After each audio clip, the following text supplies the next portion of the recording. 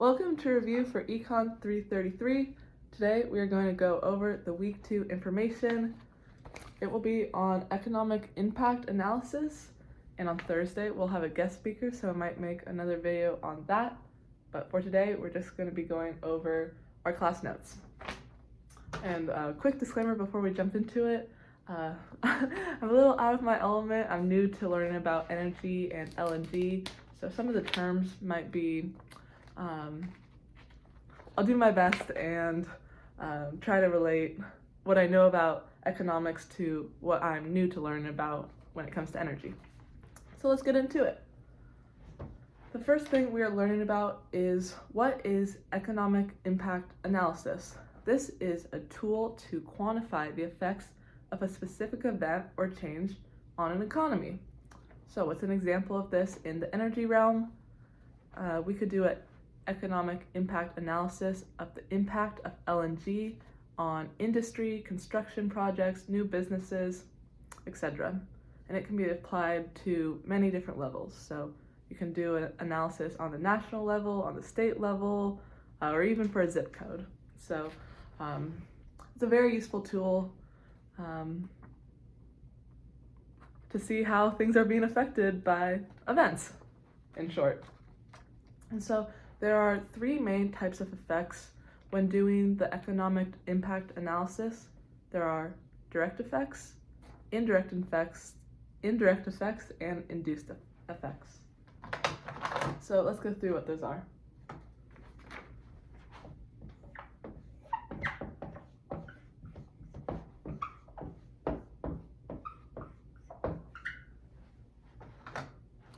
Direct effects are immediate spending or jobs created by a new activity. So there's no like third party or kind of butterfly effect. It's spending happens and the direct effect is the job or income created by that activity. So an example would be opening a coffee shop, 10 baristas are hired.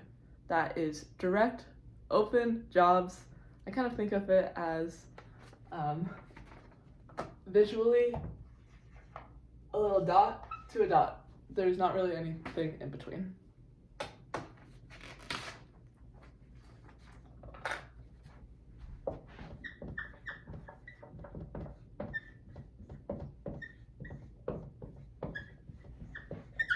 Indirect effects. These are ripple effects from business to business purchases.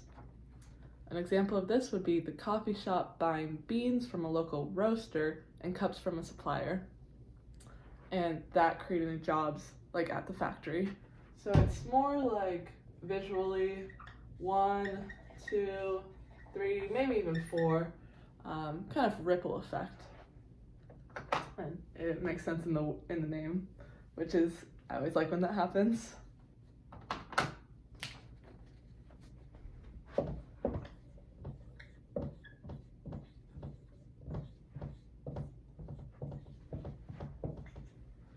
Finally, we have induced effects. These are effects from employees spending their wages.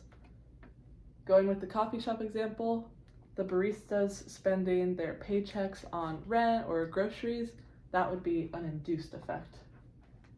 So, not sure how that would look visually. Maybe a line to line, giving money, and then they're going to somewhere else. If that looks right. So yeah, those are the three main kind of effects. And now we're going to talk about the multiplier.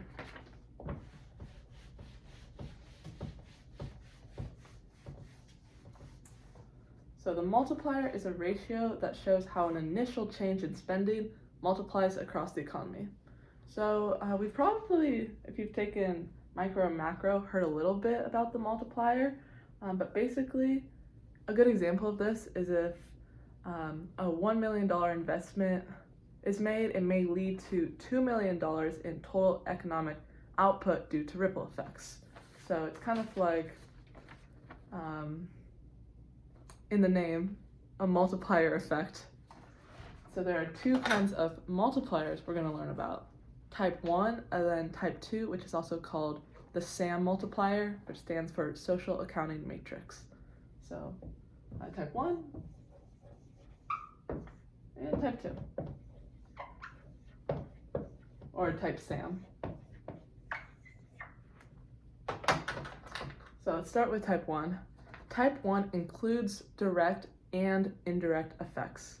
So like we just talked about, this would be the direct impact of businesses. If a business opens up, for example, creating jobs and spending, and then indirect being like, all right, the business opens, they create jobs, but also the indirect aspect, they're buying beans from a local beanery,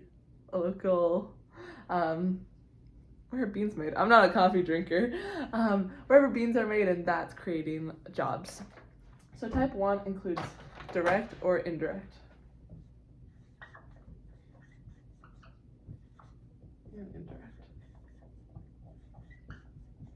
But it excludes household spending.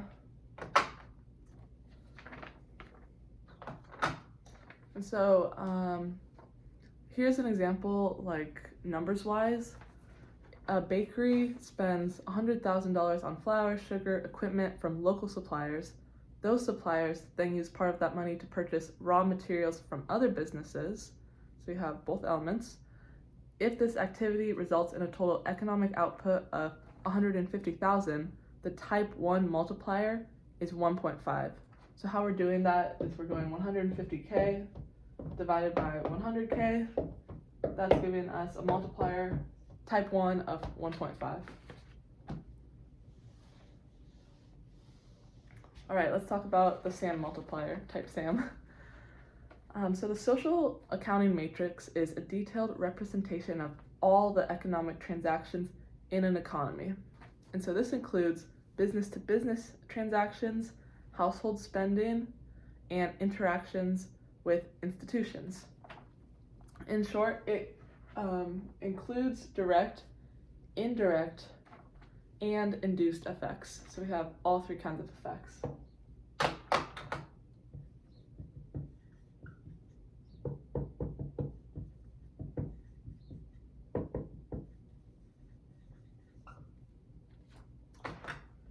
An example of this with some numbers is a new gym opens and spends $200,000 directly on hiring trainers, renting the space, and purchasing equipment, so the direct effect.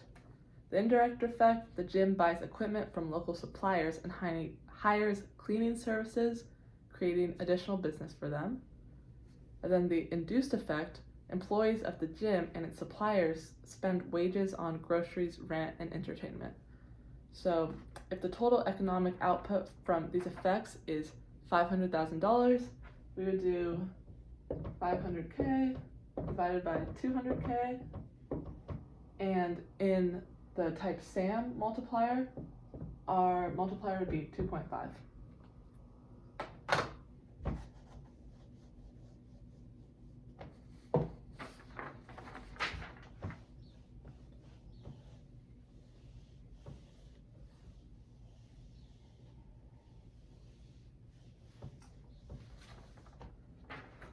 All right, so for the next section, our teacher opened up impact on his screen, and we did some data collection on employment, earnings, output, and that's all required to make estimates of direct effects. And so I won't go through the spreadsheets or really any of the homework going forward, more so just conceptually, but just wanted to put that out there if there's like a little gap.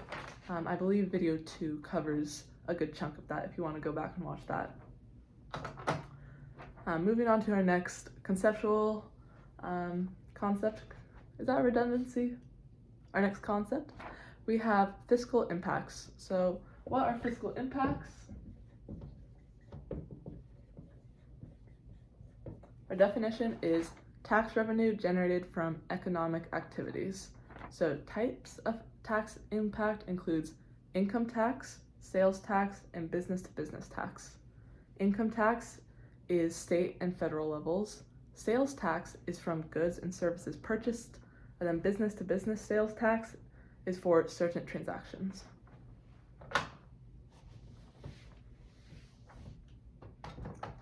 All right, our next concept is construction impacts versus operations impacts. And I guess a little hint, I know we do have a question about this on our homework, and it's not too complicated, pretty interesting stuff. Basically, construction impacts.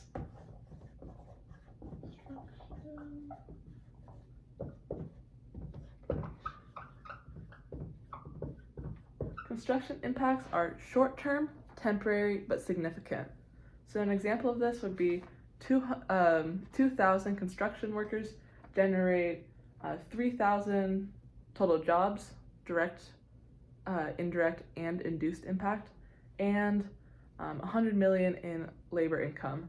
So you have the impacts on a really grand scale, but it's probably maybe 1 or 2 projects, a short period of time. It's temporary, but the impact is grand. And then operations impacts are long-term, steady, and sustained. So maybe an ongoing employment of 50 workers that produces a consistent annual economic benefit over decades. So for construction, we're going to have higher numbers, shorter period of time, and more significance, but it's only short term. For operations, it's going to be more steady impact, hence long term, with probably lower numbers in terms of jobs and revenue, but it's going to be consistent and sustained over time.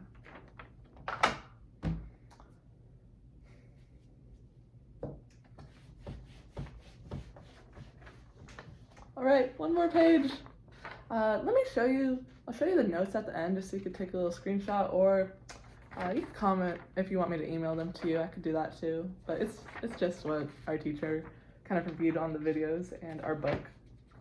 So, but I'll still show you at the end. Our final concept is static models versus dynamic models.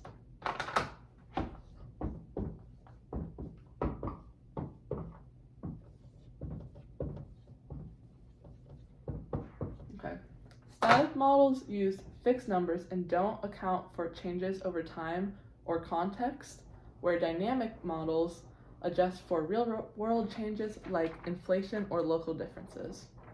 An example of each would be a static model assumes the same costs and effects no matter what, when, or where the project happens, but the dynamic model won't do it. Maybe a factory in 2025 might cost more to build than 2020 due to inflation, and a project in a big city may have different effects than a project in a small town. A dynamic model would account for that. So I'd reckon that the static model is a little more simple, a little more across the board, but the dynamic model seems a little more accurate. Just imagining if I was like trying to do an analysis. But yeah, both can be helpful, and it's always good to have 2 kinds of models or two places to store the data just to kind of compare and catch errors. So yeah, not one better than the other. But this is our last concept. Let me show you my notes so you can screenshot or pause if you want, and then we will be on to the next week soon. Thanks for sticking with me. Here is this.